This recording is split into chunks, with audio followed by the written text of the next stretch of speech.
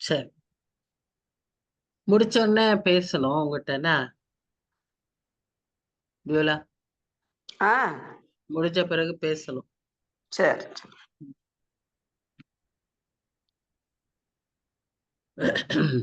ஜெபம்.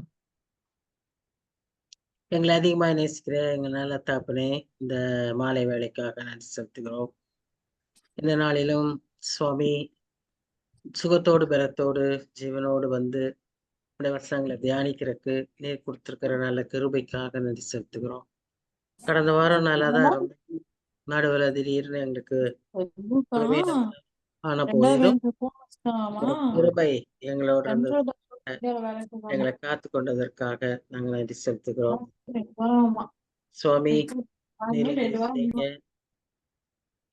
இந்த வேளையில நாங்க ஒன்று கூடி உடைய வசனத்தை தியானிக்கும் போது ஆவியானவர் எங்களுக்கு உதவி செய்யும்படியாய் ஜெபிக்கிறோம். இந்த வசனங்களின் மூலமா நாங்க என்ன கற்றுக்கொள்ளணும்ன்றத நீர் எங்களுக்கு சொல்லித்தார சுவாமி. எங்களை வழி நடத்தும். நேசிக்கிற இயேசு கிறிஸ்து மூலமாய் வேண்டிக் கொள்கிறோம் பிதாவே. ஆமென். ஆமென். சோ கர்த்தருடைய பரிசுத்தத்துக்கு ஸ்தோத்திரம். உங்க எல்லாரையும் ஆண்டவருடைய நாமத்தினாலே நான் வாழ்த்துகிறேன். எல்லாரும் வந்திருக்கீங்க, அதற்காக நான் சந்தோஷப்படுறேன். இந்த நாள்ல நம்ம 32ஆம் அதிகாரத்தை பார்க்க இருக்கிறோம். இந்த 32ல இருந்து 37 வரைக்கும் இந்த 5 அதிகாரங்கள்ல நாம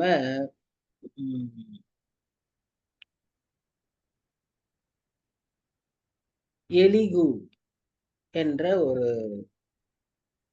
4வது பர்சன். இதுவரைக்கும் நம்ம யோபுவுக்கு 3 நண்பர்களை பார்க்கிறோம். இப்ப 4வது நண்பராக எலிகு என்பவரை நாம் பார்க்கிறோம். அப்போ அவர் பேச இருக்கிறார். இப்ப நீங்க இந்த ஒரு சின்ன கிராஃப் மாதிரி போட்டிருக்கு இல்லையா? இதுல நீங்க பாத்தீங்கன்னா யார் யார் பேருன்னு அதுல ஒவ்வொருத்தர் பேரா போட்டிருக்கு. ஒரு கலர்ல பேண்ட் இருக்கு. அதோடைய திக்னஸ் பாத்தீங்கன்னா எலிபாஸ் தான் கொஞ்சம் அதிகமா பேசியிருக்கிறார் இந்த லெஃப்ட் சைடு அப்படின்றத பாக்குறோம். அது ஒவ்வொருத்தருக்கும் யோபு பதில் சொல்லியிருக்கிறார். இந்த சைடுல நீங்க பாத்தீங்கன்னா எலிகுன்னு அந்த பச்சை கலர்ல பெரிய அளவுக்கு ஒரு பேண்டு 5 அதிகாரம் அவர் பேசுறாரு. 5 அதிகாரம் பேசுறது மாத்திரம் இல்ல, நிறைய வார்த்தைகள் பேசுறாரு. சோ எலிகியுடைய பேச்சு பெரிய பேச்சு. அதனால நாம எப்படி படிக்க போறோம்னா இந்த ஒவ்வொரு வசனமா இந்த அதிகாரத்துல பார்க்க போறது இல்ல. இதுல இருக்கிற முக்கிய சாராம்சங்களை நாம் பார்க்க இருக்கோம். ஏன்னா ஒவ்வொரு வசனமா நம்ம பார்க்கணும்னா ரொம்ப நாளாகும் ஒன்று. 2வது நிறைய காரியங்கள் ரிப்பீட் ஆகுறதாக நம்ம பார்க்கிறோம். திரும்ப திரும்ப அது வர்றதை பார்க்கிறோம். 3வது நமக்கு வாசிச்சாலே புரிஞ்சுக்கிற மாதிரிதான் நிறைய நிறைய காரியங்கள் இருக்கு. அதுல புரியாத அதுல அதாவது உள்ள அர்த்தமான நாம விளங்கி கொள்ள வேண்டியதா இருக்கிறதை மாத்திரம் நாம இந்த 5 அதிகாரங்கள்ல பார்க்க இருக்கும். சரி, எலிகுன்றவன் யாருன்றத நம்ம பார்க்க போறோம். இப்ப இங்க பாத்தீங்கன்னா முதல் 5 வசனத்துல நம்ம என்ன பார்க்கிறோம்னா யோபு தன் பார்வைக்கு நீதிமானா இருந்தபடியினால். இதுவே தப்பு. இந்த வசனமே இந்த விதம் சொல்லி இருக்கிற விதம் சரியில்லை. ஏன்னா யோபுவே ஆண்டவர் நீதிமான் என்று சொன்னார். தன் பார்வைக்கு அவன் நீதிமான் அல்ல. தன் பார்வைக்கு, மற்றவர்கள் பார்வைக்கு, ஆண்டவரின் பார்வைக்கு அவர் நீதிமானாயிருந்தார். அப்போ அந்த 3 மனுஷரும் எந்த 3 மனுஷர்? எலிபாஸ், பில்தாத், சோப்பார், அவனுடைய நண்பர்கள் எல்லாரும் அவருக்கு பதில் சொல்லி ஓய்ந்தார்கள். அவங்களே ஒரு அளவுக்கு டயர்ட் ஆயிட்டாங்க. இனி நாங்க இதை பத்தி எதுவும் பேச போறது இல்லைங்கிற மாதிரி ஆயிட்டாங்க. அதனால 4வது பர்சன் வர்றாரு. இந்த 4வது பர்சன் யாரு அப்படின்னு பாத்தீங்கன்னா அது அந்த 2ஆம் வசனத்துல பாக்குறோம். என்ன சொல்லுது? ராமின் வம்சத்தான். ராம், இங்க நம்ம நாட்டுல ராம் ரொம்ப முக்கியமான ஒருத்தர் இல்லையா? அது போல ராமர் டெம்பிள், ராம் அந்த ராமின் வம்சமான பூசியன் பூசியன்ங்கிறதுக்கு பூஸ்ங்கிற ஒரு இடம். அதுல அவங்க அப்பா பேரு பரகேயல், குமாரன். அவன் பேரு எலிகு. இவனை பற்றி சொல்ல ஆரம்பிக்கும் போதே எப்படி சொல்றாங்கன்னா, இப்படி எல்லாம் அவனுடைய வரலாறை சொல்றாங்க. இந்த வரலாறு சில சமயத்துல நமக்கு ரொம்ப அவசியமா தான் இருக்கு. ஏன்னா இது யாரு, எந்த நாட்டான், எப்படி சம்பந்தமானது அப்படின்லாம் நம்ம அறிந்து கொள்வதற்கு இப்படிப்பட்ட வரலாறுகள் நமக்கு உதவி செய்கிறது. என்ன காலத்துல உள்ளவன் அப்படின்லாம் நம்ம தெரிஞ்சுக்கணும்னா இந்த வரலாறு இருந்தாதான் நம்ம தெரிஞ்சுக்க முடியும். இயேசு கிறிஸ்துவுக்கு கூட நம்ம பார்க்கிறோம், பெரிய 14 தலைமுறைகளை பற்றி நம்ம வாசிக்கிறோம். 14 3 முறை அது 52 மொத்தம். அப்படி தலைமுறைகளை அங்க சொல்லியிருக்கிறாங்க. அப்போ இயேசு கிறிஸ்து மனுஷனா பிறக்கலன்னே இந்த உலகத்துல நிறைய பேர் பேசிட்டு இருக்காங்க.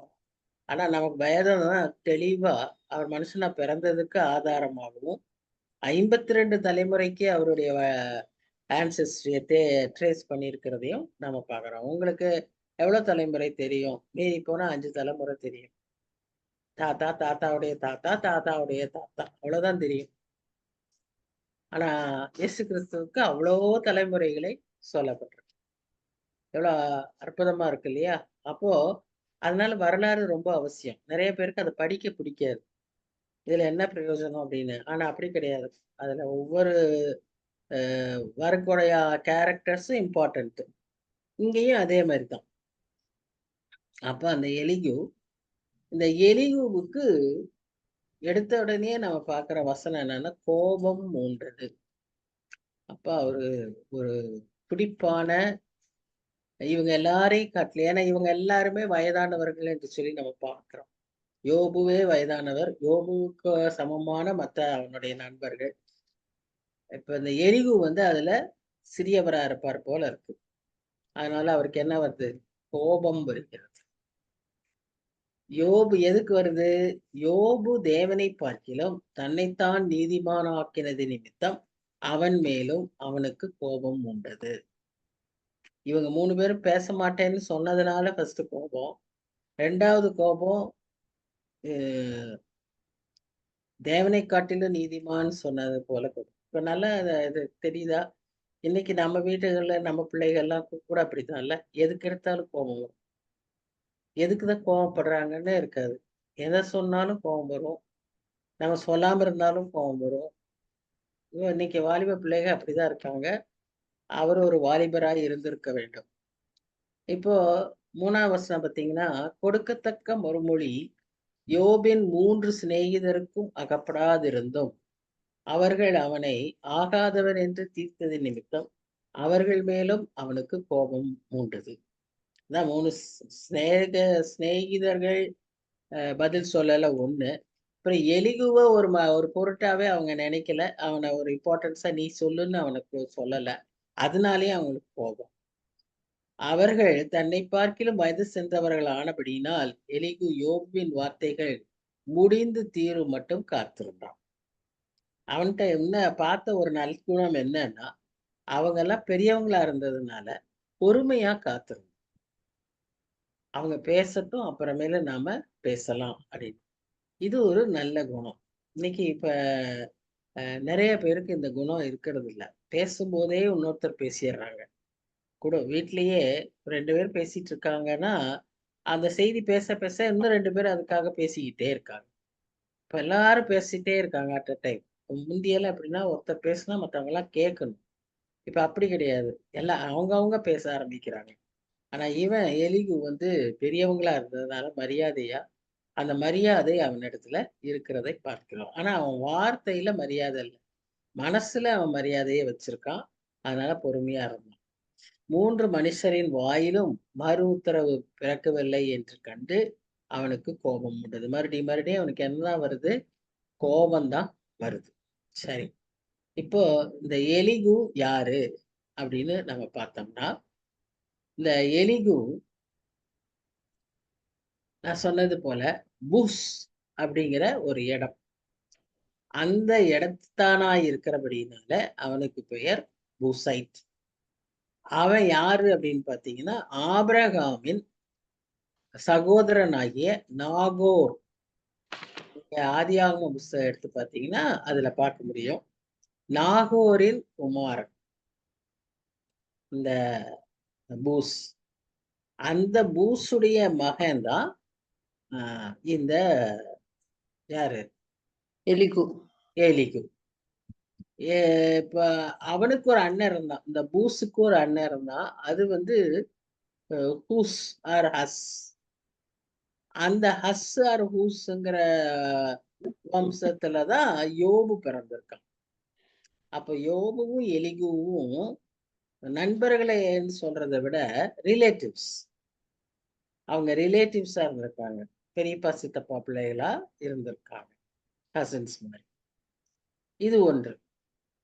இன்னொரு தகவல் என்னன்னு சொல்லி பார்த்தீங்கன்னா, இந்த பூஸ்ங்கிற நகரத்தை பற்றி எரேமியா 25ஆம் அதிகாரம் 23ஆம் வசனத்தை யாராவது வாசிங்க.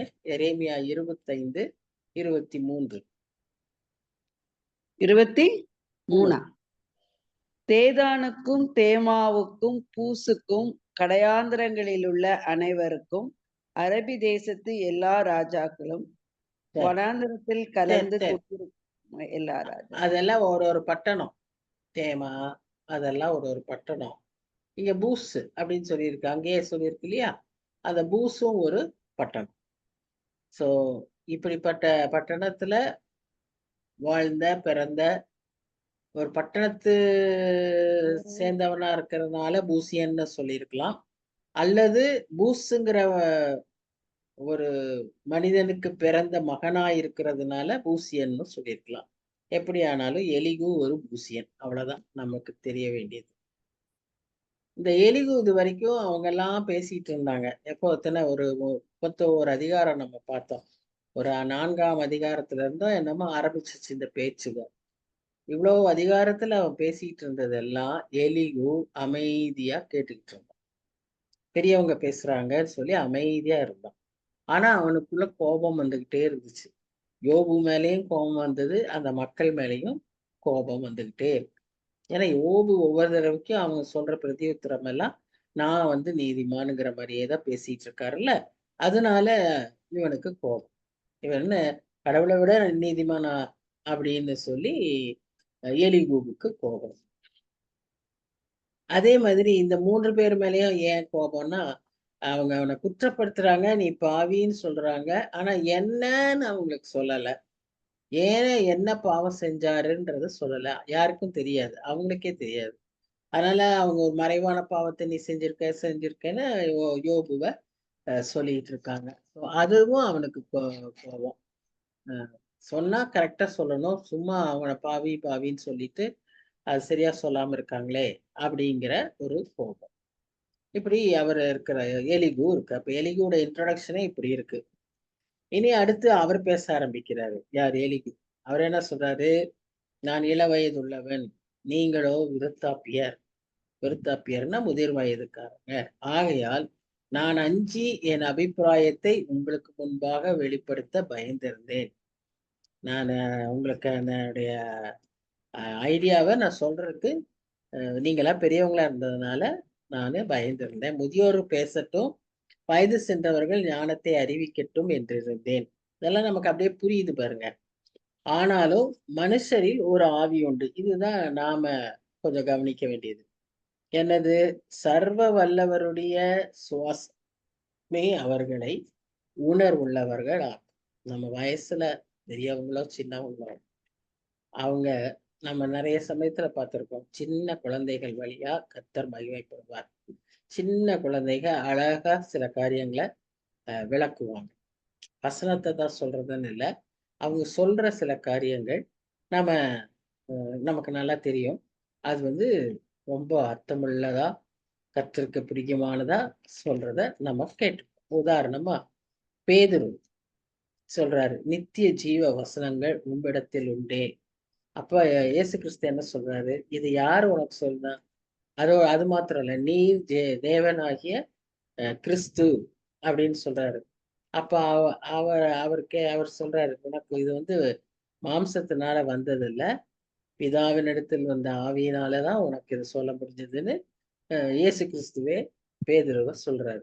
ஸோ அப்படி அந்த ஞானம், அப்படி சில சமயங்கள்ல நமக்கு அந்த ஞானமான வார்த்தைகள், ஞானமாய் அறிந்து கொள்ளுகிற காரியங்கள், புரிந்து கொள்ளுகிற காரியங்கள், அதையெல்லாம் யார் செய்ய கூடும் என்று சொல்றாருன்னா, சர்வ வல்லவருடைய சுவாசமே அவர்களை உணர்வுள்ளவர்களாம். அதாவது ஆவி, நமக்குள்ள இருக்கிற ஆவி. அடுத்த வசனம் சொல்றாரு, பெரியோர்கள் எல்லாம் ஞானிகள் அல்ல, முதியோரெல்லாம் நீதியை அறிந்தவர்களும் அல்ல. நிறைய சமயத்துல குடும்பங்கள்ல இன்னும் மற்ற சமுதாயத்துல கூட பெரியவங்க சொல்லிட்டாங்கன்னா அவங்களே சொல்லியிருக்கிறாங்க அப்படின்னு நிறைய பேர் வந்து சில காரியங்களை எடுத்துக்கிறோம். அது சரியாதான் இருக்கும் அப்படின்னு எடுத்துக்கிறோம். மரியாதை ஒண்ணு. ஆனா அப்படி எல்லாவற்றையும் நம்ம என்ன செய்ய முடியாது, எடுத்துக்கொள்ள முடியாது. பெரியவங்களுடைய ஆவிக்குரிய முதிர்ச்சியை பொறுத்துதான் அவங்களுடைய ஆலோசனைகளை ஏற்றுக்கொள்வதும் ஏற்றுக்கொள்ளாததும் நமக்கு முடியும். இப்ப சில சமயங்கள்ல பெரியவங்களா இருப்பாங்க, பொறுப்புள்ளவங்களா இருப்பாங்க. ஆனா தவறான ஆலோசனைகளை சொல்லுவோம். அதை நாம் ஏற்றுக்கொள்ள வேண்டிய அவசியம் இல்லை. இதை நாம விளங்கிக் கொள்ளணும். அதனாலதான் அவர் சொல்றார், பெரியோரெல்லாம் ஞானிகள் அல்ல, முதியோரெல்லாம் நீதியை அறிந்தவர்கள் அல்ல. அதனால அவங்க சொல்லிட்டாங்க அப்படின்னுட்டு நாம என்ன செய்யக்கூடாது, அஹ் தவறான காரியங்களை, அவிசுவாசமான காரியங்களை அல்லது விசுவாசத்துக்கு பங்கம் வருவிக்கிற மாதிரியான காரியங்களுக்கு நாம என்ன செய்யக்கூடாது, இணங்க கூடாது. இது அவர் எலிகு சொல்ற ஒரு நல்ல விஷயம்.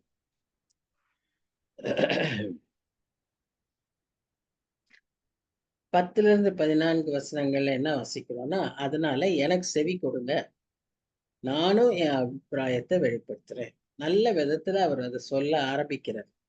ஆனா அது சொல்ல ஆரம்பிக்கிறதே இவ்வளோ இன்ட்ரடக்ஷன் பேசிட்டு இருக்காரு. இதோ உங்கள் வசனம் முடிய மட்டும் காத்திருந்தேன், நீங்கள் சொல்லத்தக்கதை ஆராய்ந்து தேடு மட்டும் உங்கள் நியாயங்களுக்கு செவி கொடுத்தேன். நீங்க சொன்னதெல்லாம் நான் கேட்டுக்கிட்டு இருந்தேன், நான் உங்கள் சொல்லை கவனித்தேன். பாருங்க, முந்தின வருஷம் அதே சொல்றாரு, அடுத்த வருஷமும் அதே சொல்றாரு. அப்படியே அவர் சொல்லிட்டே இருக்கிறாரு. உங்களில் யோபுக்கு நியாயத்தை தெரிய காட்டி அவருடைய வசனங்களுக்கு ஏற்ற பிரதியுத்தரம் சொல்லுகிறவன் இல்லை. நீங்க 3 பேரும் பேசுறீங்க, ஆனா யோபுடைய குற்றம் என்னன்னு அவனுக்கு நீங்க சொல்ல மாட்டேங்கிறீங்க. ஞானத்தை கண்டுபிடித்தோம் என்று நீங்க சொல்லாதபடி பாருங்கள். மனுஷன் அல்ல, தேவனே அவரை ஜெயம் கொள்ள வேண்டும். அவர் என்னை பார்த்து பேசினதில்லை, நீங்கள் சொன்ன வார்த்தைகளினால் நான் அவருக்கு பிரதியுத்தரம் சொல்வதும் இல்லை. இத்தனை நேரம் நீங்க எல்லாம் பேசுனீங்க, இவ்வளவு நேரத்துக்கு அவர் உங்களுக்கு பதில் சொல்லிட்டு இருந்தாரு. ஆனா அவர் என்ன பார்த்து ஒரு வார்த்தை கூட பேசல.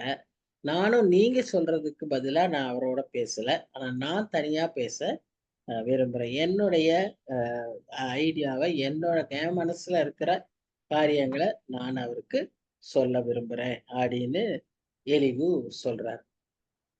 அப்போ இப்ப மறுபடியும் அவர் என்ன சொல்றாருன்னா, நான் இப்படி எல்லாம் சொன்ன பிறகு இந்த 3 பேர் ஏதாவது பேசுவாங்களான்னு பார்த்தேன். ஆனா அவங்களும் பேசல.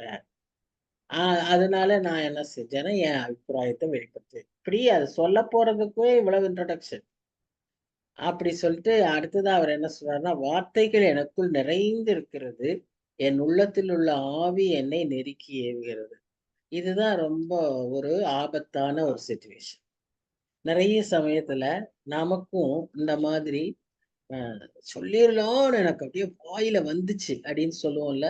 நம்ம ஏதாவது ஒரு காரியங்களை பார்த்துட்டு நம்மளால பொறுக்க முடியலன்னா, இல்ல அது தவறான காரியங்களா இருந்தா, அல்லது உங்க அபிப்பிராயம் வேற, அவங்க சொல்றது வேற மெத்தடா இருந்தா, உடனே உங்களுக்கு எப்படி இருக்கும்னா, வாய் வரைக்கும் வந்துருச்சு அப்படின்ட்டா நம்ம சொல்றோம் பார்த்தீங்களா? அது மாதிரி தான் அவருக்கும் அப்படி இருந்தா. ஆனா இது ஒரு டேஞ்சரஸ் சிச்சுவேஷன். அந்த மாதிரி சமயத்துல ஆக்சுவலா நம்ம என்ன செய்யணும்னா, அமைதியா இருக்கணும். நாம பேசிடக்கூடாது. ஏன்னா நிறைய சமயத்துல அப்படி பேசுறப்போ தவறானவைகளை பேசிவிடும். வேண்டாததை சொல்லிவிடும். சொல்ல வேண்டியதை சொல்ல வேண்டியதையும் சொல்லியிருக்கலாம், கூட வேண்டாததையும் சேர்த்து சொல்லி அந்த மாதிரி நம்ம பதறி பேசும். அதனால எப்பவுமே பதறக்கூடாது. விசுவாசி பதறான். நாம பதறி பேசிவிட கூடாது. சொற்கள் மீதியால் பாவம் இல்லாமல் போகாது. என்ன சூழ்நிலை வீட்ல எந்த சூழ்நிலைனாலும் சரி, குடும்பத்துல எங்கேயுமே நாம வந்து இந்த வார்த்தைகள பேசும்போது, இந்த மாதிரி சூழ்நிலைகள் வரும்போது நாம என்ன செய்யக்கூடாது? கொஞ்சம் அடக்கணும். அடக்கி யோசிச்சு நிதானமா பேசணும். இல்லன்னா சண்டை வரும். குடும்பத்துல உறவுகள் பிரிவதற்கு காரியமாயிரும். நாம அதனால ஜாக்கிரதையா இருக்கணும். அப்ப இங்க என்ன சொல்றாரு? இந்த புது துருத்திகளை பீற பண்ணுகிற புது ரசத்தை போல் இருக்கு. அப்படியே அ திராட்சை ரசம் இல்லன்னா இந்த 7அப் எல்லாம் இருக்கு இல்லையா? அத நல்லா அத மூடி ரெடியா திறந்தீங்கன்னா எப்படி இருக்கும்? புஸ்ன்னு வெளிய வரும். அந்த மாரி எல்லாம் ரெடியா இருக்கு. உள்ள உள்ள அப்படியே பேசுறதுக்காக நான் காத்திருக்கேன் அப்படின்னு அவரு சொல்றாரு. ஏன்னா, அவருக்கு வந்து இத்தன நேரம் எத்தன அதிகாரம். இத்தன அதிகாரத்துல அவங்க பேசி, இவர் பேசி, அவங்க பேசி, இவர் பேசி, இதைய பொறுமையா படிச்சு காத்திருக்கிறாரு. நமக்கு படிக்கிறப்பவே நமக்கு கொஞ்சம் கஷ்டமா இருக்கு. அவர் உட்கார்ந்து எத்தனையோ கேட்டிருக்கிறாரு. கேட்டதுனால அவருக்கு வந்து தன்னை கட்டுப்படுத்தவே முடியல. இப்ப அவர் சொல்றாரு, நான் இப்ப பேசப் போறேன். நான் இப்ப பேசப் போறேன்னு இதுவரைக்கும் எத்தனையோ வசனங்கள்ல சொல்லிட்டே இருக்காரு.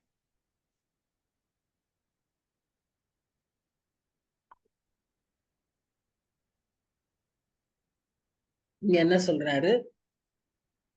என் உதடுகளை திறந்து பிரதியுத்தரம் சொல்லுவேன். நான் ஒருவனுடைய முகத்தை பாராமலும் ஒரு மனுஷனுக்கும் இச்சகம் பேசாமலும் இருப்பானாக. நான் இச்சகம் பேச அறியேன். பேசினால் என்னை உண்டாக்கினவர் சீக்கிரமாய் என்னை எடுத்துக்கொள்வார். அதாவது அர்த்தம் என்னன்னா, ஒருத்தரை வந்து முகஸ்துதி பண்றது. சில பேரெல்லாம் அ அதாவது நல்லா இருக்கிறதும் நல்லா இருக்குன்றதோட அப்படியே ரொம்ப அப்படியே தூக்கி தூக்கி தூக்கி பேசுறது. அப்படி முகஸ்துதி பண்றவங்கலாம் நெறைய பேர் இருக்காங்க. இப்ப நான் அந்த மாதிரி பேச மாட்டேன் அப்படின்னு அவர் சொல்றார். நான் அப்படி பேசுனா என்னை படைத்தவர் என்னை எடுத்துக்கொள்வார். இதெல்லாம் தேவையில்லாத வார்த்தைகள். அப்படி நெறைய வார்த்தைகள அவர் பேசிக்கிட்டே இருக்கார். ஃபிளாட்டரிங். நான் யாரையும் ஃபிளாட்டர் பண்ணதில்ல. ஆனா இந்த எலிகு பேசுறத பார்த்தீங்கன்னா, வேற யாரையும் அவர் வந்து முகஸ்துதி பண்ணல. தன்னையே தூக்கி தூக்கி பேசிட்டு இருக்கார். நான் பண்ண மாட்டேன். நான் அப்படியாக்கும், நான் இப்படியாக்கும்னு தன்னையவே பேசிட்டு இருக்கார். அது அவர் தெரியாம அவர் அப்படி பேசிட்டே இருக்கார். இதனால தான் சொன்னோம். நெறைய நாம பேசக்கூடாது. எப்ப பேசும்போதும் ஜாக்கிரதையா என்ன பேசுறோங்கிறத ஆயத்தத்தோட பேச நாம பழகணும். அது செய்தியா இருந்தாலும் சரி, மற்ற எதுவா இருந்தாலுமே அமைதலான முறையில நல்ல குடும்பத்துல தெளிவா ஞானமான வார்த்தைகள் பேசணும்னு சொன்னா, நல்ல ஆயத்தத்தோட பேசுறது மிக அவசியமாய் இருக்கிறது. அப்படியே உடனுக்குடனே ஸ்பான்டேனியஸா நம்ம பேசுறப்போ, நெறைய தவறான வார்த்தைகளையும், வேண்டாத வார்த்தைகளையும் பேசிட்டே இருப்போம். அதுக்கு பதிலா நான் என்ன சொல்லப் போறேன்றத யோசிச்சு பேசுனோம்னா, அ நம்ம தெளிவா ஞானமா பேசலாம். இப்போ எலிகு வந்து இந்த இடத்துல அப்படிதான். அவர் வந்து நான் யாரையும் அப்படியெல்லாம் பேச மாட்டேன். நான் அதை செய்ய மாட்டேன். நான் இதுக்காக காத்திருந்தேன். அப்படின்னே தன்னை பத்தியே பேசிட்டே இருக்காரு. இன்னும் நான் பேச போறேன்னே சொல்லிட்டு இருக்காரு. இது வந்து அவரு என்ன மாரி அவர் பேசிட்டு இருக்காருன்னு அவரே உணராத ஒரு நிலைமையில இருக்காரு. அவர் அறிவா பேசுறதா நெனைச்சு, அ அவர் என்ன மாரி பேசிட்டு இருக்காருன்னு அவரே உணராத நிலையில இருக்கிறார். நாம அப்படி போயிறக் கூடாது. இது நமக்கு ஒரு எச்சரிப்பு. எலிகுடைய பேச்சுல ஞானம் இருந்தாலும், எலிகுடைய மெத்தடாலஜில நாம கற்றுக்கொள்ள வேண்டிய காரியம் இது. இப்போ எலிபாஸ், பில்தாத், சோப்பார் இவங்க 3 பேரும் என்ன சொன்னாங்கன்னா, யோபுவ பார்த்து, "நீ பாவம் செஞ்சிருக்க. அதனால தான் நீ வந்து கஷ்டப்படுற. நீ மனம் திரும்பு." இது இவங்க சொல்ற காரியம். ஆனா எலிகு சொல்றது கொஞ்சம் வித்தியாசமா இருக்கு. எலிகு என்ன சொல்றா, "நீ உனக்கு வந்து பாவம் செஞ்சதுனால உனக்கு இந்த தண்டனைன்னு" அவர் சொல்லல. இந்த 3 பேரும் அப்படி சொல்றாங்க. ஆனா எலிகு என்ன தெரியுமா சொல்றாரு? உன்னுடைய வேதனை ஆரம்பிச்ச பிறகு, நீ என்ன பண்ண ஆரம்பிச்சுட்ட? பாவம் செய்ய ஆரம்பிச்சுட்ட. அப்படிங்கிறார். இப்போ யோபுவே கொஞ்சம் யோசிக்க ஆரம்பிக்கிறான். எலிகுடைய பேச்சு கொஞ்சம் அந்த 3 பேரோட வித்தியாசமா இருக்கு. 3 பேர் என்ன சொன்னாங்கன்னா, நீ தண்டனை பெற்றிருக்கிற எதுக்கு? நீ செஞ்ச பாவத்துக்குங்கிறாங்க. முதல்ல பாவம் அவன் செஞ்சிருக்கான். அதுக்கான தண்டனை இந்த வியாதி அப்படின்னு இந்த 3 பேர் சொல்றாங்க. நீ மனம் திரும்புங்கிறாங்க. ஆனா இங்க எலிகு என்ன சொல்றான்? உனக்கு வேதனை வந்திருக்கு. ஏதோ காரணத்தினால உனக்கு வேதனை, நஷ்டம் எல்லாம் வந்திருக்கு. ஆனா அது வந்த நாள்ல இருந்து நீ என்ன செய்ய ஆரம்பிச்சிருக்க? பாவம் செய்ய ஆரம்பிச்சிருக்க. அப்படின்னா என்ன பாவம்? கடவுளுக்கு விரோதமா பேச ஆரம்பிச்சிருக்க. அப்படின்னு எலிகு சொல்றான். இப்ப யோபு யோசிக்கிறார். இந்த இந்த எலிகு சொல்றது உண்மையாவே இருக்குமோ? அவர் சொல்ற மாரி தான் நானும் இப்ப இருக்கிறேனா? அப்படின்னு யோபுவே யோசிக்கிறதாய் நாம் பார்க்கிறோம். ஸோ நம்ம பேசுறது நமக்கு எப்படி தெளிவா பேசணுங்கிறத நம்ம பார்க்கிறோம். இவர் எலிகு வந்து யோபு கிட்ட தைரியமா சொல்றாரு. யோபுவின் வார்த்தைகளை வைத்தே, ஏன்னா அவர் சர்வ வல்லவர் என்னை பாராரோ, என்னை விட்டு விட்டாரோ அப்படின்னு எல்லாம் சொல்றாருல்ல. அதெல்லாம் வார்த்தைகளை வைத்தே எலிகு சொல்றாரு. நீ வந்து இப்ப பாவம் செஞ்சிட்டு இருக்க. இப்ப நீ என்ன செய்யறன்னா, உனக்கு கடவுள் மேல கோபம். கடவுளை விட உனக்கு ஒரு பெருமை வருது. ஒரு வைராக்கியம் வருது. அப்படின்னு எலிகு சொல்றான். அது எலிகு சொல்றது சரிங்கிற மாதிரி யாருக்கு இருக்கு? யோபுவுக்கே இருக்கு. அவருக்கே அவன் சொல்றது சரிதானோ? அப்படித்தான் நான் நடந்துக்கிறேனோ? அப்படின்னு யோபு யோசிக்க ஆரம்பிக்கிறான். இவன் உட்கார்ந்து அவர் முன்னால பேசுறான் பாருங்க. இப்படி உட்கார்ந்து பேசுறான். எனக்கு நான் சொல்றத கேளும். நான் உங்கள்ட்ட சொல்றேன், நீ பேசாத. நீ அவங்களுக்கெல்லாம் பதில் சொன்ன மாதிரி என்கிட்ட பேசாத. நீ அமைதியா இரு. நான் சொல்றேன். நான் உனக்கு இந்த வார்த்தைகளை நான் சொல்றேன். அப்படின்னு இந்த எலிகு பேசுறத பார்க்கிறோம். யோபுவுக்கு யோசனை வருது. யோசிக்க ஆரம்பிக்கிறான். இவருக்கு மத்த 3 பேருக்கு எவ்வளவு வேகமா பதில் சொன்னாரோ, எலியுவுக்கு பதில் சொல்லல யோபு. ஏன்னா யோபு அவன் பேசுறத கேட்டு யோசிக்க ஆரம்பிச்சுட்டான். இதனால என்னாச்சு? யோபுவ உணர்த்தப்படுறார், குத்தப்படுகிறார். எலிகு சொல்றது உண்மைதானோ அப்படின்னு யோசிக்கிறார். அவங்க 3 பேரும் பேச ஆரம்பிச்சோடனே இல்லைன்றவாரு. ஏன்னா அவருக்கு நல்லா தெரியும் அவருடைய பாவத்தினுடைய தண்டனை இந்த வியாதி இல்லைன்றது அவர் அதை புரிஞ்சிருக்கிறார். அதனால அவங்க அதை சொன்ன உடனே இல்லைன்றவாரு. ஆனா இவன் அதை பத்தியே பேசல. இவன் அப்படி எதுவுமே சொல்லல. இப்ப உனக்கு நடந்திருக்கிற இந்த சூழ்நிலையில நீ பாவம் செஞ்சிட்டு இருக்க அப்படின்னு சொன்ன உடனே தான் யோபு யோசிக்க ஆரம்பிக்கிறான். நம்ம ஆலோசனையை சொல்றப்போ சொல்ல வேண்டிய விதத்துல நம்ம சொல்லணும். மற்றவர்கள் அவர்கள் வந்து தன் நிலைமையை உணர நாம உதவி செய்யணும். நாம வந்து அவங்கள மூடி மறைக்க கூடாது. நாம அவங்களுக்கு சொல்றத அவனுக்கு அவனுக்கு உண்மையாவே உணரத்தக்கதாக தன்னிலையை நினைக்கத்தக்கதான விதத்துல ஆலோசனை சொல்லணும். இப்ப எலிகு அப்படிதான் சொல்றாரு. அவர் சொல்றதுல ஒரு நோக்கம் இருந்தது. அவர் யோபுவுடைய வேதனைகளை புரிந்து அவர் பேசுறதாக நாம பார்க்கிறோம். அவர் யோபுவுக்கு சொல்லி தர்ற அளவுக்கு பெரிய ஆள் இல்லைன்னாலும் யோபுவை யோசிக்க வைக்கிற அளவுக்கு எலிகு இருந்ததாக பார்க்கிறார். அநேக சமயங்கள்ல இப்ப நம்ம பார்த்த மாதிரி பெரியோர்கள் எல்லாம் ஞானவான்கள் அல்ல, நீதிமான்களும் அல்ல. நிறைய சமயத்துல பெரியவங்களுக்கே நாம வந்து சொல்ல வேண்டிய விதத்துல ஆலோசனைகளை சொல்லும் போது அவர்களே யோசிப்பாங்க. அவர்களே இது வந்து காரியம் இப்படிதான் அப்படின்னு அவங்களே சிந்திப்பாங்க. இல்லாம நாம இந்த மத்த 3 பேர் மாதிரி சும்மா இதனாலதான் இப்படித்தான் அப்படித்தான் சொல்லிட்டோம்னா அவங்களுக்கு அந்த யோசனையே வராது.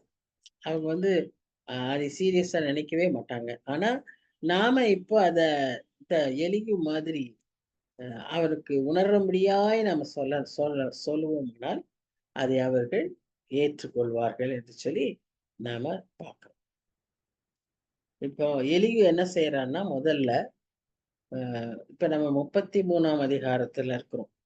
நான் தான் சொன்னேன்ல, நம்ம 32ல இருந்து இப்படியே வேகமா போயிட்டு இருக்கோம் 37 வரைக்கும். இதுல முக்கியமானவைகளை மாத்திரம்தான் இந்த எலிகுவை பத்தி அப்படியே அந்த கேரக்டரா பார்த்துக்கிட்டு இருக்கோம்.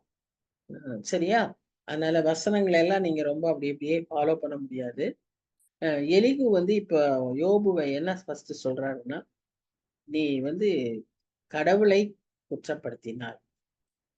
You found fault with God. நீங்க இப்ப அதை யோபு 33ஆம் அதிகாரம் 9ல இருந்து 11 வசனங்கள் யாராவது வாசிங்க.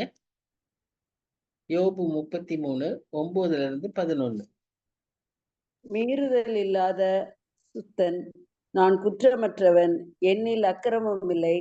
இதோ என்னில் அவர் குற்றம் பிடிக்க பார்க்கிறார். என்னை தமக்கு சத்துருவாக எண்ணிக்கொள்கிறார். அவர் என் கால்களை தொழுவிலே மாட்டி என் நடைகளை எல்லாம் காவல்படுத்துகிறார் என்று சொன்னீர். என்று சொன்னீர். எலிகு அவன் சொன்ன வார்த்தைகளை அப்படியே சொல்றான். இப்ப அவனும் இப்ப இன்னொரு இது என்னன்னா, அந்த 3 பேரும் ஒரு கற்பனையில சொல்றாங்க. நீ இப்படி குற்றம் செஞ்சிருப்ப, என்ன குற்றம் செஞ்சேன்னு சொல்லல. நீ இந்த பாவம் செஞ்சிருப்ப, அதனாலதான் உனக்கு தண்டனை. இப்படியே அவங்க பேசிட்டு இருந்தாங்க. இப்ப எலிகு வந்து இவன் வார்த்தைகளையே சொல்றான். நீங்க இப்படி சொன்னீங்க, இது பாவம். என்ன சொன்னீங்க? என்னை வந்து அவர் குற்றப்படுத்துறாரு, என்னை மாட்டி விடுறாரு, என் நடைகளை இது பண்றாரு அப்படின்னு நீங்க சொன்னீங்க. அது தப்பு அப்படின்னு ஃபர்ஸ்ட் சொல்றோம். 2வதாக 34ஆம் அதிகாரம் 35ஆம் வசனத்துல என்ன சொல்றாருன்னு பாருங்க. புத்தியுள்ள மனுஷர் என் பட்சமாய் பேசுவார்கள், ஞானமுள்ள மனுஷனும் எனக்கு செவி கொடுப்பார்கள் அப்படின்னு இவர் யோபு சொல்றாரு. இவர் பேசுறத வந்து புத்தியுள்ள மனுஷர்கள் கேட்பாங்க அப்படின்னு அவர் தன்னையே புத்திமான அவர் பேசுறாரு. ஆனா அவ எலிகு சொல்றான், நீங்க பேசுனது அறிவில்லாம பேசியிருக்கீங்க அப்படின்றத அவன் அங்க சொல்றான். யூ ஸ்பீக் வித்வுட் நாலேஜ் அப்படின்னு. அடுத்ததா யோபு 34 5 6 வசனங்கள்ல என்ன சொல்றாருன்னு பாருங்க. யோபு, நான் நீதிமான், தேவன் என் நியாயத்தை தள்ளி விட்டார் என்றும், நியாயம் என்னிடத்தில் இருக்கிறதும், நான் பொய்யன் என்று எண்ணப்படுகிறேன். இல்லாதிருந்தும் அம்பினால் எனக்கு உண்டான காயம் ஆறாததாய் இருக்கிறது என்றும் சொன்னாரே. அப்போ இந்த யோபு பாருங்க, அப்ப நான் பொய்யன்னு சொன்னாரு, என்னுடைய இதை எப்படி பார்த்தாரு அப்படின்னு எல்லாம் சொல்றாரு இல்லையா? அது எல்லாமே தவறு தானே. நான் நியாயமா இருக்கிறேன், ஆனா அவர் என்ன தப்புன்றாரு. நான் உண்மையா இருக்கேன், அவர் என்ன பொய்யருங்கிறாருன்னு யோபு சொல்றத எலிகு பிடித்து, நீ இப்படி எல்லாம் ஆண்டவரை பேசுன, இதுதான் உன் தப்பு, இப்ப இதெல்லாம் பேச ஆரம்பிச்சிட்டு இருக்க, உன்னுடைய வேதனையின் நிமித்தம் நீ இப்படி எல்லாம் பேசுற, இதெல்லாம் தப்பு. இது கரெக்ட் தானே? இப்ப எலிகு சொல்றது ரைட் தானே? அவங்க 3 பேரும் சொன்னது தப்பு, ஆனா எலிகு சொல்றது ரைட்டு மாதிரி நமக்கும் தெரியுது. அது ரைட்டு தான்னு யோபுவும் ஒத்துக்கிறான். யோபு 33 32 என்ன சொல்லுது? சொல்லத்தக்க நியாயங்கள் இருந்ததேயானால் எனக்கு மறு உத்தரவு கொடும். நீர் பேசும், உம்மை நீதிமானாக தீர்க்க எனக்கு ஆசை உண்டு. கரெக்டா? நீர் பேசும், உம்மை நீதிமானாயா தீர்க்க ஆசை உண்டு அப்படின்னு இவரே சொல்கிறாரு. இவரே தன்னுடைய எல்லாத்தையும் நியாயப்படுத்துகிறாரு. அவர் கடவுளையே நியாயப்படுத்துறாரு. சோ இந்த 4 விதமாக யோபு பேசினத குறிப்பிட்டு எலிகு சொல்றாரு. இப்ப எலிகு எவ்வளவு தூரம் கரெக்டா கவனிச்சு இவங்க பேசுனதெல்லாம் கேட்டு அது பொறுமையா காத்திருந்தது மாத்திரம் இல்ல, எல்லாம் நோட்ஸ் எடுத்திருப்பாரு போல. நீர் இப்படி சொன்னீரு, நீர் அப்படி சொன்னீருன்னு எல்லாத்தையும் கரெக்டா அந்த வார்த்தைகளை வைத்து அவன் சொல்ற எப்படி லாயர் மடக்குவாரோ அது மாதிரி எலிகு வந்து இங்க யோபுவ காரியத்தை சொல்லி யோபுவை வந்து உணர்த்துறான். எலிகு இந்த மாதிரி வந்து 4 முக்கியமான பேச்சுகளை பேசியிருக்கான். இந்த மாதிரி ஞானமான வார்த்தைகளை பேசியிருக்கான். அப்ப அதுல ஒவ்வொன்றிலையும் அவன் என்ன சொல்றான்னா, நீர் அமைதியா நான் பேசுறேன், என்கிட்ட ஏதாவது நீர் பேசணும்னு சொன்னா நான் அப்போ உங்களுக்கு டைம் தரேன், அப்போ பேசுங்க. அப்ப நீ சொல்றத நான் நியாயமா எடுத்துக்கிறேன் அப்படின்னு அவன் பொறுமையா பேசி அவன் யோபு பேச்சு பேச விடாம தெளிவா ஒவ்வொன்றா பேசிக்கிட்டு இருக்கான். இப்போ 36ஆம் அதிகாரத்துல நீங்க பாத்தீங்கன்னா நீங்க 19ல இருந்து 21 வசனங்கள் கொஞ்சம் வாசிங்க. 36ஆம் அதிகாரம் 19ல இருந்து 21. உம்முடைய செல்வத்தை அவர் மதிப்பாரோ? உம்முடைய பொன்னையும் பூரண பராக்கிரமத்தையும் அவர் மதிக்க மாட்டாரே. ஜனங்கள் தங்கள் இடத்தை விட்டு வாரிக்கொள்ளப்பட போகிற இரவை வாஞ்சிக்காதிரும். அக்கிரமத்துக்கு திரும்பாதபடிக்கு எச்சரிக்கையாயிரும். உபத்திரத்தை பார்க்கிலும் அக்கிரமத்தை தெரிந்து கொண்டீரே. இப்போ இப்ப நல்லா அந்த வசனங்களை நல்லா கவனிச்சு பாருங்க. இப்ப இருக்கிற நிலைமையெல்லாம் சொல்லி இந்த நிலைமையில இருக்கிறப்போ நீர் உபத்திரவப்படுறத பொறுமையா சகிக்காம விட்டுட்டு நீங்க இப்ப என்ன செய்ய ஆரம்பிச்சிட்டீங்க? அக்கிரமத்தை தெரிஞ்சு கொள்ள ஆரம்பிச்சிருக்கீங்க. அதனால ஜாக்கிரதையா இருங்க, அக்கிரம பக்கத்துக்கு போகாதீங்க. அதற்கான ஒரு ஸ்டெப் உங்கள்கிட்ட இருக்கு. நீங்க அக்கிரமத்துக்கு போய்விடாதபடி ஜாக்கிரதையா இருங்க. சோ இப்படி சொல்லும்போது எலிகுவுக்கு எலிகு சொல்லும்போது யோபுவுக்கு அந்த வார்த்தைகள் ஒரு நல் வார்த்தைகளா இருந்தது. அவனுக்கு யோசிக்க வைக்குது. நான் இந்த மாதிரி பேசியிருக்கேனே, நான் இப்படி சொல்லியிருக்கேனே, இது தப்புதானே அப்படின்னு அவனையே யோசிக்க வைக்குது. இது இப்படி யோசிக்க வைக்குது யோபுவ. ஆனா அநேகரை இப்ப நம்மளுடைய காலகட்டத்துக்கு வருவோம். நம்ம மாதிரி இருக்கிற சூழ்நிலையில, இதே சூழ்நிலையில நாம இருக்கிற மாதிரி மனுஷர்கள் என்ன செய்வாங்க அப்படின்னு பாத்தீங்கன்னா, இப்படி அவர்களுக்குள்ள ஒரு போராட்டம் இருக்கும். என்னது? கடவுள் உண்மையாவே அன்புள்ள தெய்வம்னா இந்த மாதிரியான தீமைகள், இந்த மாதிரியான வேதனைகளை எல்லாம் அவர் ஏன் அனுமதிக்கிறாரு? இன்னைக்கும் இந்த கேள்வி கேட்டுக்கிட்டே தான் இருக்காங்க. இப்போ வெள்ளம் வருது, வயநாட்டுல இத்தனை குழந்தைகள் எல்லாம் இழந்தப்போ வெள்ளம், சேதம், போர், இதுல எல்லாம் சின்ன குழந்தைங்க பாதிக்கப்படுறாங்க. அவ்வளோ இப்படியெல்லாம் வாசிக்கிறோம். இவ்வளோ குழந்தைங்க அழிந்து போகுது, இப்படி மொத்தமா குழந்தைகள் எல்லாம் அழியுதுன்னா கடவுள் உண்மையாகவே இருக்காரா? கடவுள் அன்புள்ளவர் தானே, அவருக்கு இது குழந்தைகன்னு தெரியாதா? ஏன் இது அப்படி நடக்குது அப்படின்னு கேட்பாங்க. அதே மாதிரி ஒரு கேள்வி இதுவா இருக்கும், அன்பா இருக்கும். இன்னொரு கேள்வி என்னவா இருக்கும்னா, அவரு எல்லாமே வல்லமை உள்ள தேவன்னா இந்த மாதிரியான தீமையான காரியங்கள் எல்லாம் நடைபெறாம தடுக்கலாம் இல்ல? அவரால் தடுக்க முடியாதா அப்படின்னு அடுத்த கேள்வி கேட்போம். சோ இதெல்லாம் பொதுவான நம்ம மக்களுக்கு ஏற்படக்கூடிய காரியம். இது நிமித்தமா என்ன செய்வாங்க அப்படின்னா, கடவுளை விட்டுட்டு இவ்விதமான தவறான ஒரு எண்ணங்களுக்குள்ள போய் ஒரு கசப்பு, ஒரு வெறுப்பு, ஒரு தேவையில்லாத தவறான நெகட்டிவ் தாட்ஸ், இந்த மாதிரி அவங்க கடவுளையே குற்றப்படுத்தி கடைசியில அதோடைய ஒரு முடிவு எப்படியே போய் என்ன ஆகுன்னா அவங்களே தற்கொலை செய்து கொள்ளக்கூடிய ஒரு நிலைமைக்கு போயிடும். இந்த மாதிரி சில பேர் இதை யோசிச்சு யோசிச்சு யோசிச்சு அவங்க மூளை குழம்பிடும். அவங்க உலகத்து பிரச்சனையவே தங்கத்த பிரச்சனைய தலைமையில தூக்கி மூளை குழம்பி கடைசியில அவங்களே என்ன பண்ணுவாங்க? தற்கொலை முயற்சிக்கு போய் விடுவார்கள். இது இந்த உலகத்தில் இருக்கக்கூடிய ஒரு பெரிய காரியம். இப்படி நாம இந்த அக்கிரம சைடுல போயிடக்கூடாது. அதுக்குதான் எலிகு யோபுவை எச்சரிக்கிறார். நீர் இப்படி பேச ஆரம்பிச்சுட்டீரு, உங்களுடைய வேதனையினால உமக்கு ஆண்டவர் கொடுக்கிற உபத்திரவத்தை சகிக்காம, ஆண்டவர் தானே கொடுத்திருக்கிறாருன்னு சகிக்காம நீ என்ன ஆரம்பிச்சுட்டீரு? இப்படி பேச ஆரம்பிச்சுட்டு இப்படி நீர் பேசினீர், ஆனால் இந்த மாதிரி ஒரு நிலைமைக்கு போயிருவீங்களேன்ட்டு அவர் எச்சரிக்கிறதை நான் பார்ப்போம். அக்கிரமத்துக்கு போயிடாதீங்க அப்படின்னு அவர் சொல்றத பார்க்க. ஆனா இதே சமயத்துல நீதிமான்கள் என்ன செய்வாங்க? ஆண்டவர் இடத்துல திரும்புவாங்க. எந்த பிரச்சனை உபத்திரம் இருந்தாலும், ஆண்டவரை இதை நீர் அனுமதிச்சிருக்கு, அதை சகிக்க பொறுக்க எனக்கு உதவி செய்யும் அப்படின்னு சொல்லி அவரிடத்துல பலனை கேட்டு அவரிடத்துல தங்களை ஒப்பு கொடுப்பார்கள். இது நீதிமான்களுடைய காரியம். இப்ப நமக்கு ஒரு பிரச்சனை வரும்போதுதான் யார் உண்மையாவே விசுவாசி, யாரு ஒரு பெயர் அளவுக்கு இருக்கிறவங்கன்றத அந்த சோதனை நமக்கு வெளிப்படுத்தும். ஒரு பிரச்சனை வந்தாதான் அது வெளிப்படுத்தும். நாம மற்றபடி பாத்தீங்கன்னா எல்லாரும் ரெகுலரா கோயிலுக்கு போறவங்க வர்றவங்க எல்லாத்துலயும் பங்கு பெறாங்க, அப்படியாதான் இருப்பாங்க.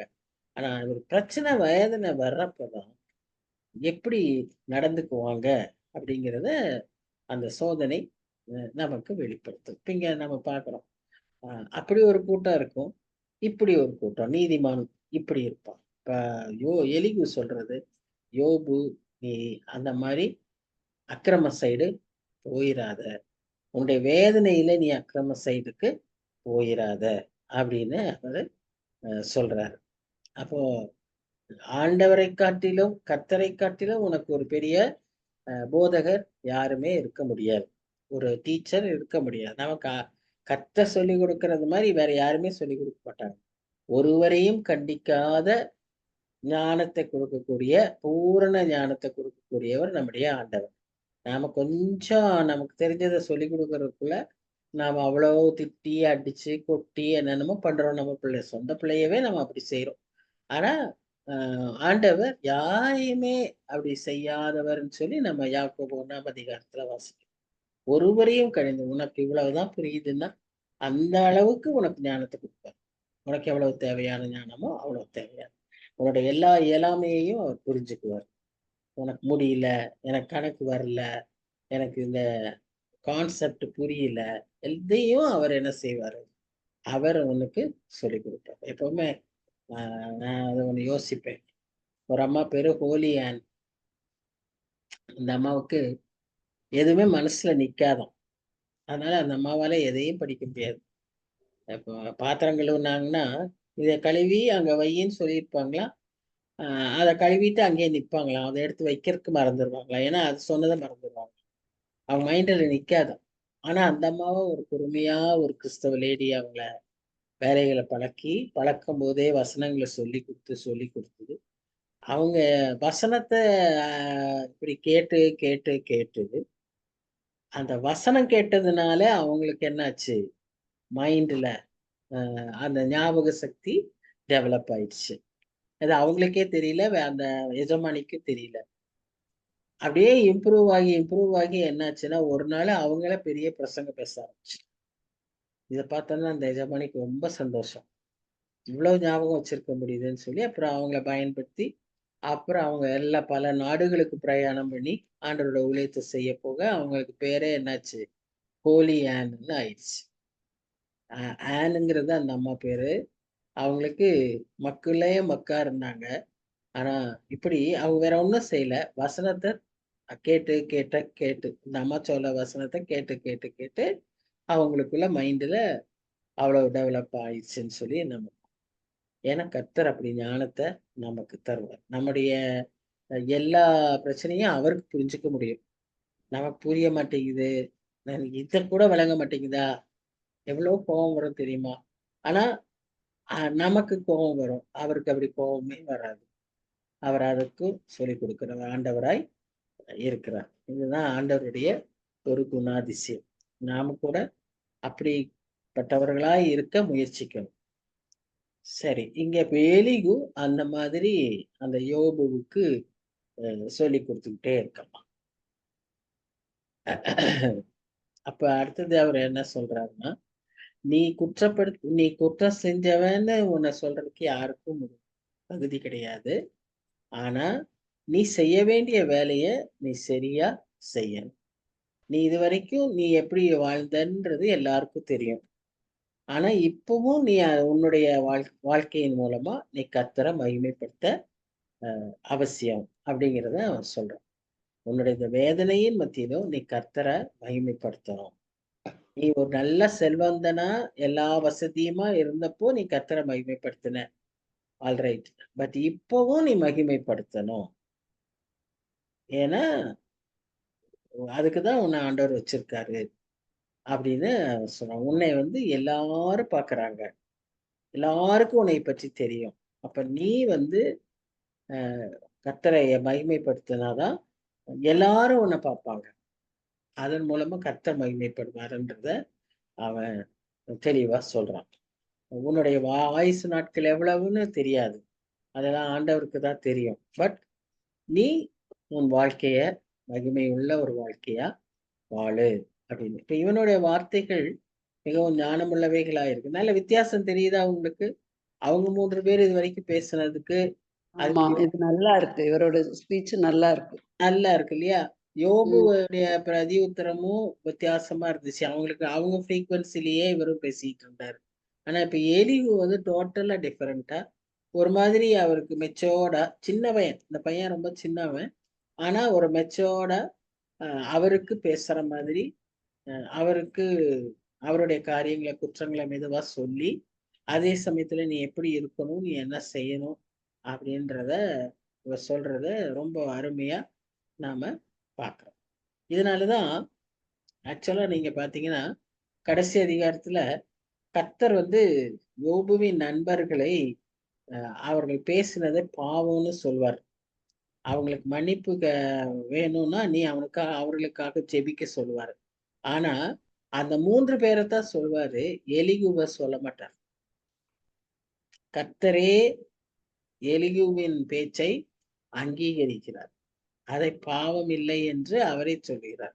இப்ப நமக்கே அதை அவர் சொல்ல சொல்ல நமக்கே தெரியுது அவர் நல்லா தான் பேசுறாரு, ஞானமா பேசுறாருன்னு.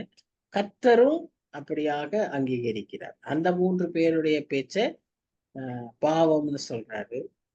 இவருடைய பேச்சை அவர் அப்படி சொல்லல. எவ்வளவு நல்லா இருக்கு இல்லையா?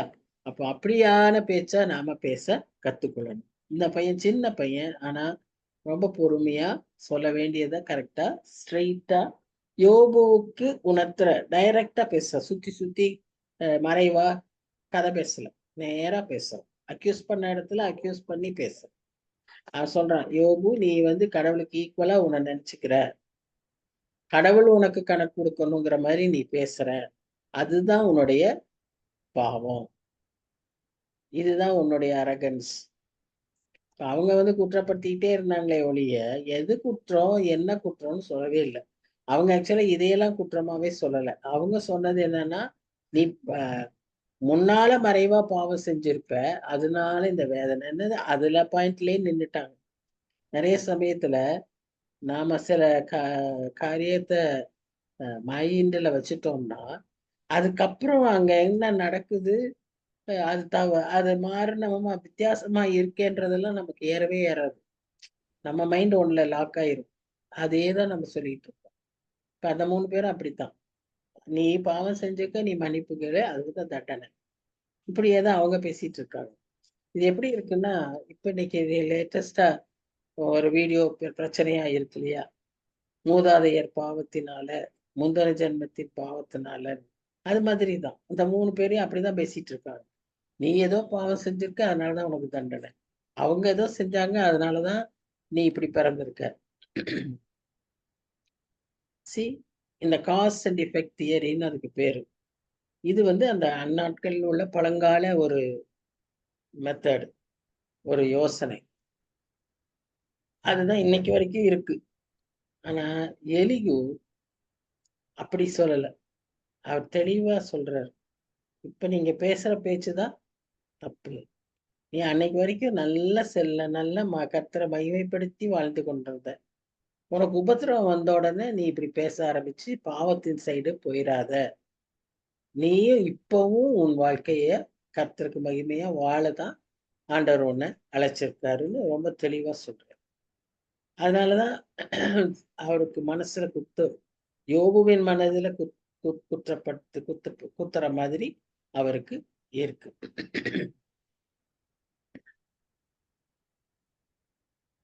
இங்க எலிகு யோபுவ சொல்றது என்னன்னு சொன்னா, நீ உன்னோட பிரச்சனையே ஆண்டவர்கிட்ட சொல்லாம நீ என்ன பண்ண ஆரம்பிச்சிட்டேன்னா ஆண்டவரை குற்றப்படுத்த ஆரம்பிச்சிட்ட.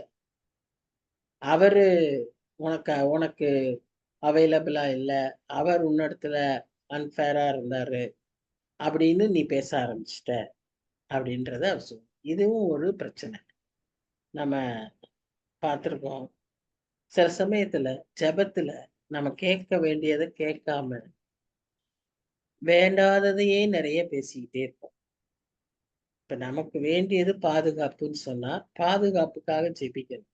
அதுக்கு பதிலா இப்படி ஆயிரும் சுவாமி, அப்படி ஆயிரும் சுவாமி, இப்படி போனாங்கன்னா அப்படி ஆயிரும் சுவாமி, இது நடந்துரும் சுவாமி, இப்படியே பேசிட்டே இருந்தா கர்த்தர்கிட்ட நம்ம என்ன கேட்க வந்திருக்கோம்?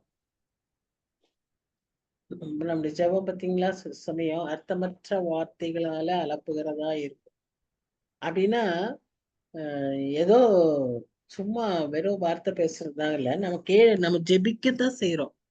அப்படி ஊத்தி ஊத்தி ஜெபிக்கிறோம். ஆனா என்னத்த ஜெபிக்கிறோம்? கேட்க வேண்டியது கேட்காம ஜெபிக்கிறோம். நம்ம எப்ப சரியா கேட்கிறோமோ அப்போ உடனே பதில் தர்றாரு ஆண்டவர். அதுதான் நாம பாக்குற காரியம்.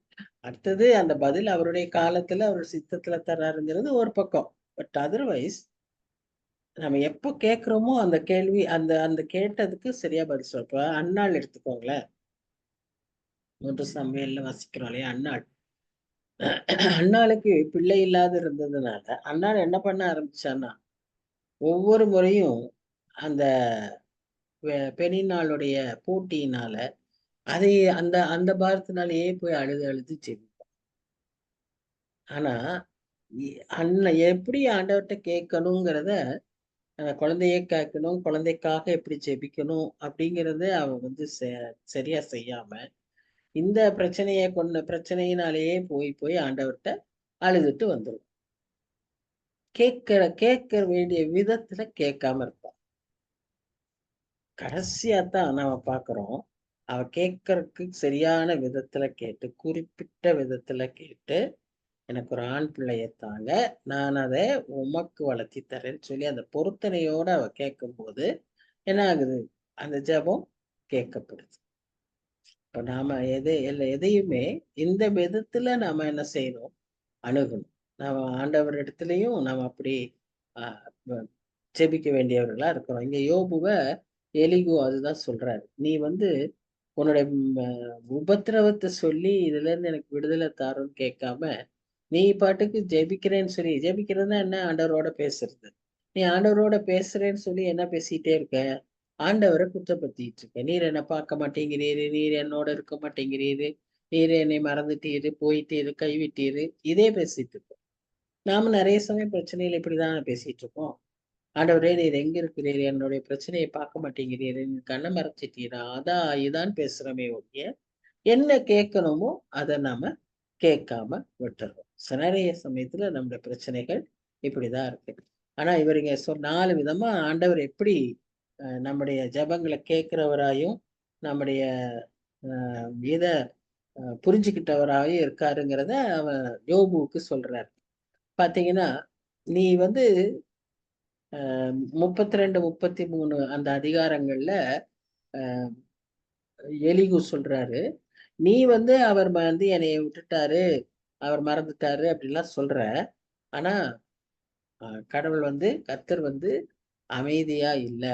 அவர் உன்னுடைய வேதனையின் மூலமாய் பேசுகிறார். இப்படி நாம என்னைக்காவது நாம அதை அப்படி எடுத்திருக்கிறோமா? நாம அந்த விதத்துல நாம அதை எடுத்ததில்லை. நம்முடைய பிரச்சனைகளையும் வேதனைகளையும் ஆண்டவர் பேசுகிறாருன்னு சொல்லி நம்ம எடுத்திருக்கிறோமா? நாம ஒரு நாள் அப்படி எடுத்திருக்க மாட்டோம். அது போட்டும் மாறணும், ஆண்டவரே இதை என்னை விட்டு எடுத்துருங்க அப்படின்னு தான் நம்ம கேட்போம். ஆனா அங்க அவர் சொல்ற ஒரு முக்கியமான காரியம் என்னன்னா, கர்த்தர் உன் வேதனையிலே பேசுகிறார், உன் தனிமையிலே பேசுகிறார், உன் வலியிலே பேசுறாரு. அப்ப நமக்கு நேரிடுகிற எல்லாவற்றிலும் முதல்ல நாம எப்படி அதை பார்க்கணும்னா, கர்த்தர் என்னோட எப்படி பேசுறாரு, என்ன பேசுறாருங்கிறத விளங்கி கொள்ள முயற்சிக்கும். இரண்டாவதாக அவன் யோபுவுக்கு என் மேல பாரபட்சமா இருக்கிறீர் அப்படின்னு எல்லாம் அவனுக்கு தோணுது இல்லையா? அவர் அங்க சொல்றார் 34ஆம் அதிகாரத்துல, கர்த்தர் வந்து ஒரு நாளும் அநீதி செய்கிறவர் அல்ல. அவர் ஒரு நாளில துன்மார்க்கரை அழிப்பார். நீ வெயிட் பண்ணணும். You have to wait. அதை பண்ணாம நீர் என்னைய விட்டுட்டீருன்னு பேசுறதுல பிரயோஜனம் இல்லை. அவர் ஒரு நாளும், ஏன்னா கர்த்தரை அறிய வேண்டிய விதத்துல நாம் அறிந்திருக்க வேண்டும். கர்த்தர் நீதிபரர் என்பதை எப்பொழுதும் நாம் ஞாபகத்தில் வைக்க வேண்டும். அவர் அநீதி செய்கிறவர் அல்ல, அதை நாம் எப்பொழுதும் ஞாபகத்தில் இருக்கும். அவர் பாரபட்சம் அல்லாதவர், தேவத்திடத்தில் பட்சபாதம் இல்லை. இதெல்லாம் நமக்கு ஞாபகத்துல இருக்கும். நம்ம மனுஷரை நினைக்கிற மாதிரியே கடவுளை நினைச்சிடக்கூடாது. கர்த்தர் அவனுக்கு மாத்திரம் செஞ்சீங்க, எனக்கு செய்யல, அவளுக்கெல்லாம் கொடுக்குறீங்க, எனக்கே கொடுக்கல, நான் என்ன விதத்துல இது இப்படிலாம் நம்ம யோசிக்கிறோம்ல, அது எல்லாமே கர்த்தரை குற்றப்படுத்துகிற காரியம். நாம் இந்த சமயத்துல நம்ம கர்த்தரிடத்துல பாவம் செய்கிறவர்களா இருக்கோம். எலிகு சொல்றது அதுதான், யோபுவை அப்படி சொல்றாரு. அடுத்தது அவர் என்ன சொல்றாரு 35ஆம் அதிகாரத்துல, நீ நினைக்கிற நீதிமானா வாழ்றதே வேஸ்ட். நான் என்னத்த கண்டேன், நீதிமானா வாழ்ந்திப்பேன், நான் என்னத்த கண்டேன், எல்லாம் இவ்வளவு உபத்திரவங்களும் எல்லாவற்றையும் நான் இழந்து தானே போனேன் அப்படின்னு நீ நினைக்கிற. ஆனா கர்த்தருடைய பார்வையில நீ விசேஷமானவர். கர்த்தர் உன்னை கவனிக்கிறார். உனக்கு நேரிடுகிற சின்ன சின்ன விஷயத்திலேயே கர்த்தர் உன்னை கவனிச்சிட்டு இருக்காரு. அப்ப நீ இத்தனை நாள் வாழ்ந்த ஒரு நீதிமோகனான சன்மார்க்க ஜீவியத்தை அவர் கணக்குல வைக்காமல் இருப்பாரா? ஏன் இப்ப போய் நீ அக்கிரமத்துக்கு போற, இந்த நேரத்துல ஏன் நீ அக்கிரமத்துக்கு போயிடுற அப்படின்னு அவர் சொல்றாரு.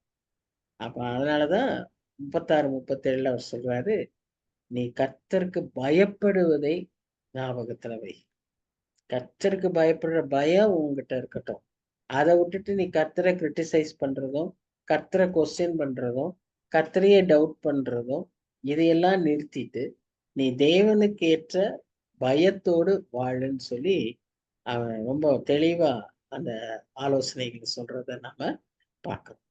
ஸோ ஒரு எஃபெக்டிவ் கவுன்சிலருக்கு இருக்க வேண்டிய எல்லா குணாதிசயங்களும் இந்த எலிகு கிட்ட நாம பார்க்கணும். அவன் பொறுமையா இருந்தான், அவனுடைய எல்லா காரியத்தையும் கவனிச்சுக்கிட்டு இருந்தான், அவன் மரியாதை உள்ளவனா இருந்தான்.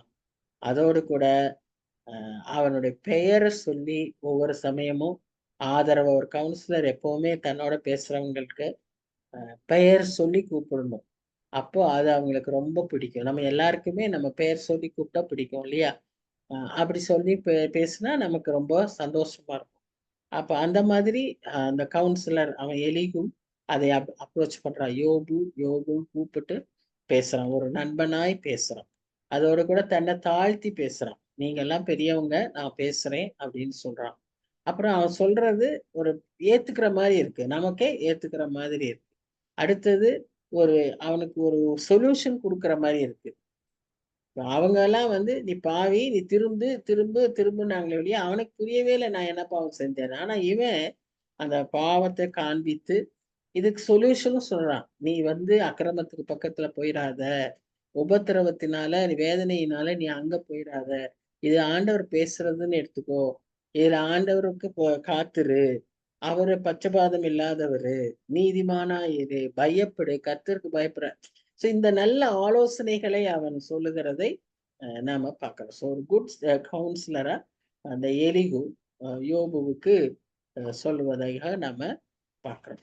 ஸோ இந்த விதமாய் யோபுவை அவன் நல்லா ஆயத்தப்படுத்துறான். ஆக்சுவலா எலியுடைய பேச்சு இந்த 5 அதிகாரத்துல யோபுவை கர்த்தர் பேசுவதற்கு ஆயத்தப்படுத்துகிறது. இனி அடுத்ததுல கர்த்தருடைய பேச்சு வரும், அது புயலை போன்று வரும். அந்த சந்திக்கிறதுக்கு, அதுல இருந்து சாராம்சத்தை எடுத்துக்கிறதுக்கு யோபுவை நல்லா பக்குவப்படுத்துறான் எலிகு. இந்த 6 அதிகாரத்துல யோபுவுடைய மனதை நல்லா பக்குவப்படுத்தி கவனிக்க வச்சு, பொறுமையா தன்னுடைய நிலையை உணர வச்சு, எல்லா காரியங்களையும் அவன் பாசிட்டிவா யோசிக்க வச்சு இப்ப ஆயத்தப்படுத்தி வைத்திருக்கிறான். ஸோ இப்படிப்பட்ட ஒரு நல்ல ஆலோசகராய் நாமும் இருக்கணும். இந்த மாதிரி ஆலோசனைகளை நாமும் நம்முடைய வாழ்க்கைக்கு எடுத்துக்கொள்ள அழைக்கப்படுறோம். செபிக்கலாம். அப்ப அடுத்த கிளாஸ் 38ஆம் அதிகாரத்துல இருந்தா? ஆமா ஆமா ஆமா. ஓ, அப்ப நாங்க 37 வரைக்கும் நாங்க தனியா படிச்சாகணும். படிச்சுக்கோங்க. ஆனா இப்ப நான் எலிகு பத்தி சொன்ன இந்த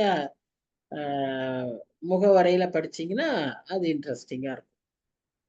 இப்ப நான் மேக்சிமம் முக்கியமான வசனங்களை எல்லாம் நான் உங்களுக்கு சொல்லிட்டேன்.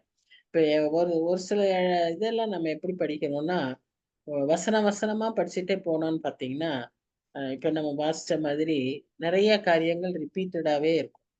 அது டைம் தான் வேஸ்ட்டு. அதுக்கு பதிலா அத நம்ம தனியா தனிப்பட்ட விதத்துல வாசிச்சுக்கலாம். அதுல ஏதாவது சந்தேகங்க இருக்கு. இப்படின்னா என்ன அர்த்தம்? இல்லன்னா இது ஏன் சொன்னாருன்னு கேட்டுக்கணும்னா, நோட் பண்ணி அடுத்த முறை கேட்கலாம். அடுத்த கிளாஸ்ல கேட்டுறலாம். சரியா? ஆனா இப்ப நான் எப்படியும் நான் உங்களுக்கு டைம் குடுக்குறேன். 16ஆம் தேதி வகுப்பு வைக்க முடியாது. நான் டிராவல் பண்றேன். அதனால அதுக்கு அடுத்த வாரம் தான் இருக்கும். ஸோ அதுவரைக்கும் நீங்க இந்த 6 அதிகாரங்கள வாசிச்சு, இதுல ஏதாவது சந்தேகம் இருந்தா நோட் பண்ணி வைங்க. அந்த டைம்ல கேட்போம். அடுத்த கிளாஸ் எடுக்க ஆரம்பிக்கும்போது 38ஆம் அதிகாரம் தான் நாம அ ஸோ இதுல 2 காரியம் நம்ம கத்துக்கிறோம். 1 ஒரு கவுன்சிலரா எப்படி இருக்கணுங்கிறத நம்ம இந்த எலிகுடைய இதுல இருந்து பார்த்தோம். 2வதா முக்கியமான காரியம் உபத்திரவத்தை ஆண்டவர் உபத்திரவத்தின் மூலமாகவும் நம்மோடு பேசுகிறார். உபத்திரவத்தை ஆண்டவர் தான் அனுமதிக்கிறாரு. அந்த உபத்திரவம், வேதனைகளின் மத்தியில ஒருபோதும் நாம என்ன செஞ்சிடக்கூடாது, தவறான பாதைக்கு போயிராதபடி ஆண்டவரிடத்துல திரும்பணும். அவருக்கு வைத்திருக்கிற பயத்தோடு நாம எப்பவும் இருக்கணும். எந்த சூழ்நிலையிலும் நம்ம ஆண்டவர் யாரென்று அறிந்து அவரிடத்துல நாம ஜெபிக்கணும். இதெல்லாம் ஒரு முக்கியமான பாடங்கள் இந்த எலிகு மூலமாக நாம கற்றுக்கணும். சரி, யாராவது குயிக்கா ஒரு ஜெபம் பண்ணி முடிங்க பார்க்கலாம்.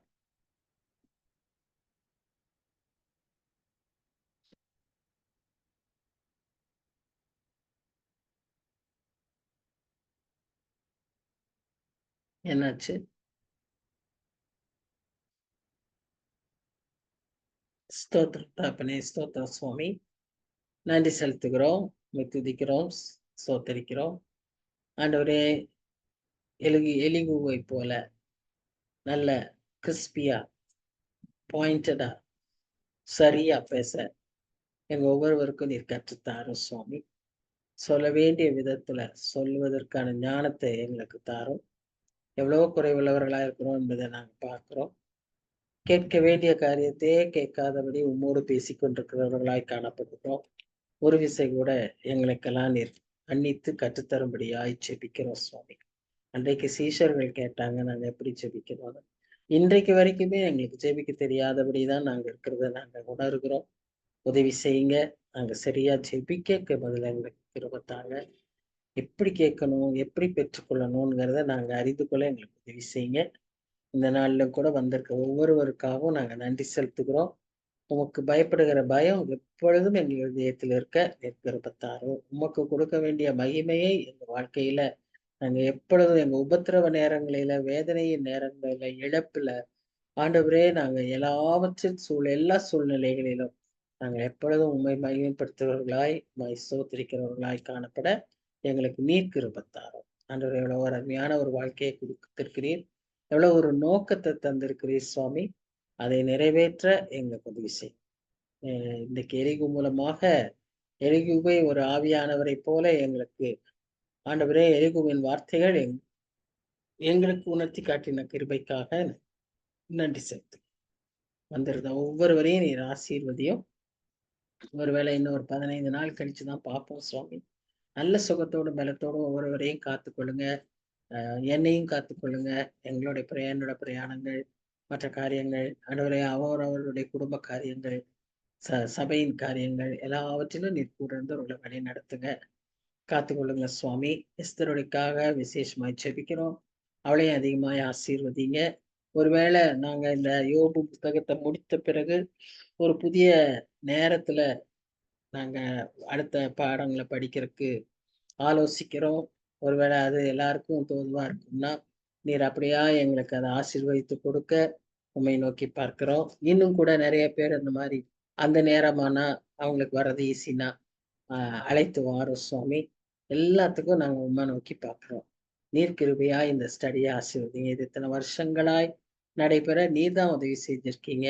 இதுல ஒழுங்கா ஒவ்வொரு நாளும் வந்து பங்கு பெறுகிற இந்த மக்களுக்கு நீர் ஆண்டவரே ஒரு தனி ஆசீர்வாதத்தை வச்சிருக்கீங்க, விசேஷித்த கிருபையை வச்சிருக்கீங்க. ஆசீர்வதிங்க சுவாமி. அதை அவர்கள் மற்றவர்களுக்கு பகிர்ந்து கொடுக்க உதவி செய். தேவைகளை சந்திங்க. நல்ல சுகத்தை பலத்தை கட்டளை தாழ்த்தி ஒப்பு கொடுக்கிறோம். பொறுப்பேற்றுக் கொள்ளும். நேசிக்கிற இயேசு கிறிஸ்து மூலமாய் வேண்டிக் கொள்கிறோம் பிதாவே. ஆமென், ஆமென். ஸ்தோத்திரம். Praise Lord, aunty.